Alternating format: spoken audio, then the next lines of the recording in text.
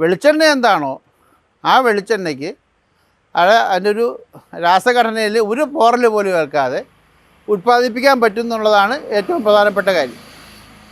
രണ്ടാമത് നമ്മളപ്പോൾ അതിനുവേണ്ടി കാളകളെ ഉപയോഗിക്കുമ്പോൾ ഒരു ഗുണമെന്ന് വെച്ച് കഴിഞ്ഞാൽ ഇതിന് കറണ്ട് വേണ്ട, ഈവൻ ലൈസൻസ് പോലും വേണ്ട. ഈ സർക്കാരിൻ്റെ പുതിയ നയം അനുസരിച്ചിട്ട് നാനോ വ്യവസായ സംരംഭങ്ങൾക്ക് ലൈസൻസിൻ്റെ ആവശ്യമില്ല.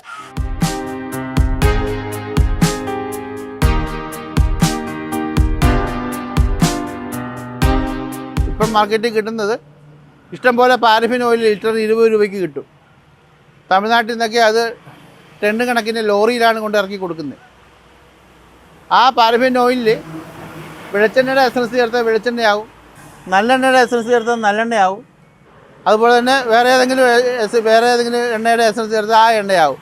ഇതൊന്നും ചേർത്തില്ലെങ്കിലോ അത് അവിടെ എണ്ണയാവും. അങ്ങനെയാണ് ഇപ്പോൾ മാർക്കറ്റിൽ വിൽക്കുന്നത്. അപ്പോൾ അതിൻ്റെ ദോഷങ്ങൾ എന്തൊക്കെയാണ് എന്നുള്ളതിനെക്കുറിച്ചൊന്നും ഞാൻ നിങ്ങളോട് പറഞ്ഞു തരേണ്ട കാര്യമില്ല, അത് നാട്ടുകാരറിയും. അതുകൊണ്ട് തന്നെയാണ് നമുക്ക് ഇഷ്ടം പോലെ ഇപ്പോൾ ക്യാൻസർ രോഗികളുണ്ടാകുന്നു, പിന്നെ ഹൃദ്രോഗികളുണ്ടാകുന്നു, കിഡ്നി രോഗികളുണ്ടാകുന്നു. അതായത് ചികിത്സിച്ചാൽ മാറ്റാൻ പറ്റാത്ത ഒരുപാട് രോഗങ്ങൾ ഉണ്ടാകുന്നതിൻ്റെ പ്രധാനപ്പെട്ട കാരണം ഇത് തന്നെയാണ്.